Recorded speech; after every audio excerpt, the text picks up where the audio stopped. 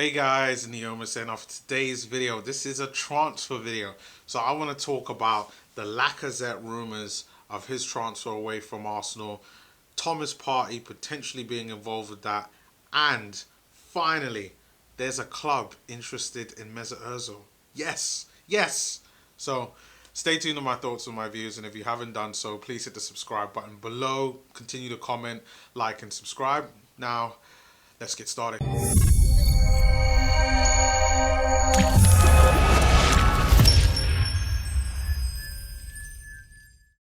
So, I haven't spoken much about Thomas Partey for good reason. Just because with everything that's going on with Arsenal right now, financially, with everything that's going on within COVID-19, I think it's very difficult to see how transfers can happen. However, what happened today, virtually a few hours ago, there was a rumor on Lacazette based on the fact that he'd had conversations with Atletico Madrid. Now, since then, a few hours later, it's come out and said that that's not true, that's not the case. However, if you've watched a lot of my transfer videos, I truly believe that where there is smoke, there is fire. And maybe Lacazette hasn't been pushing for a move to go to Atletico Madrid. Maybe that's not something that he's actively seeking. However, there is another player at Atletico Madrid who Arsenal are interested in, and I have email notifications in regards to everything on Arsenal transfers, and I'm getting bombarded with Thomas Partey on a daily basis. So this is what my suggestion is, and I wouldn't be surprised if this happens. Because of everything that's going on with the whole COVID situation, could you actually see where we could do a swap deal, whether it's with a straight swap or swapping some money for Thomas Partey and we send Lacazette the other way? Could we see that to be the case? It wouldn't necessarily be a transfer. So then Lacazette, when he comes out and says that he denies having talks of a transfer, that is correct. But a swap deal could work. It would also help Arsenal with the current situation right now.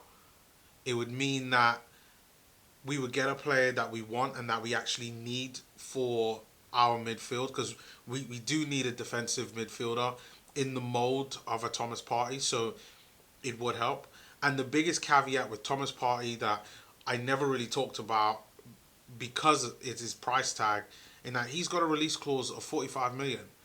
Right now, Arsenal do not have those type of funds to be able to spend on a player, especially now in this day and age with COVID-19.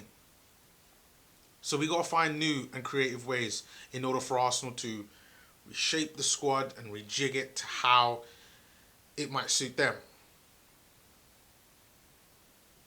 So I genuinely see this as being a viable result. I really do. It would make sense. Now, I mean, on the downside, and I know a lot of you thinking, well, why would we sell Lacazette if Aubameyang could potentially be going? And I do have to say that at some point I see both of them going. And even though there's an argument, oh, you can't let both of them go within the same window, but we are going to lose them. We are going to need to reshape and remold our attacking force, and with the younger players that we're coming in, it's either selling Aubameyang for money or swapping him for other players. And the same thing goes for Lacazette with this Thomas Partey swap, as I'm suggesting. We're going to need to completely reshape the way in which we play, how we score goals, and then continue to incorporate a lot of the young players. But let me know what you think in regards to this suggestion. I'm not sure if a lot of people have talked about it, probably because it's still new and fresh. But I do think that there are some viable and legitimate options here for getting this done. And now I can actually see us getting Thomas Partey instead of it just being your bog standard rumour on the back of the Sun or whatever kind of rumour mill website where maybe, just maybe, these two sets of facts coming together, maybe it means that there's something actually there in a swap deal. But yeah, leave your comments and let's see. And then finally, Mesut Ozil, the enigma, one of my least favourite players at the club. And if you don't know, I mean, my criticism on Ozil is simple. You can't be our most expensive player at the club and play where he looks to be just an average player. A handful of assists in a season is just not good enough for me. And I think he's on 300, 350 grand a week. It's just unacceptable. Absolutely unacceptable. And it makes it difficult to renew players' contracts. And having him here is... I'm really starting to regret it now that the season that we sold Sanchez, maybe we should have sold Mesut Ozil too. Even though I did hear that no offers came in for him, but nevertheless, we are where we are. But Fenerbahce is the team looking at Mesut Ozil, and it's said that they're currently weighing up options on how they could get Mesut Ozil to join their team. Obviously, again, it does make it a difficult situation with COVID-19, and even with this rumor, even if it's true, you just know that teams or companies, and me myself, I work for a company working with a lot of other companies, and you hear it, companies want help, and football clubs like Fenerbahce will want help as well. So if you value Mesut Ozil at, let's say, 25 million, they're probably going to want a significant discount. It means that the value of players are going to be dropping. And you could probably see Ozil going for almost virtually nothing, if that is the case. Or maybe a loan with an option to buy just to kind of get his wages off the bill. So we got somewhat options there with Fenerbahce. And we know with him being from Turkish descent, this could be a way forward.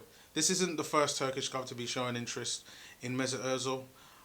They're actually one of the few clubs that have showed interest in Mesut Ozil, along with DC United in the MLS. But there's options there for them to purchase. There's options there for just a straight loan. And there's options there for a loan to buy. I would have to look a lot more deeply in terms of a swap deal, in terms of who we would actually get from Fenerbahce. But to be really honest, any player right now at Fenerbahce, I feel that maybe isn't going to be quite at the level needed, or at least Premier League level, that Arsenal need in order to help improve their squad. So a swap deal is probably out of the case in that respect. But Fenerbahce right now is said to be rumoured to be looking at all the different options. And I could honestly say, fingers crossed, I hope that they get it done. Sorry, Mesut Ozil fans, I'm kind of done with Ozil. I thank him for helping out the brand in terms of Arsenal Football Club. He is probably the most popular player at the club in terms of a global scale.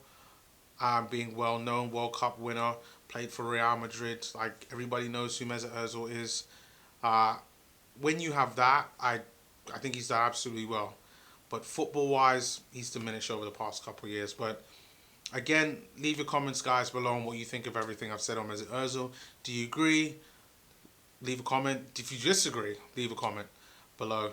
And yeah, and everything in regards to Lacazette and Thomas Partey, leave comments on that as well. Let's start to get a discussion going once again. I want to start to keep things going. I think now we're out of the worst of this whole COVID-19 thing, and we can start getting to somewhat normal familiarities with everything, and it looks like the Premier League will be finishing. So let's start talking about football again. So guys, leave your comments below. Please continue to subscribe, and I'll see you all next time.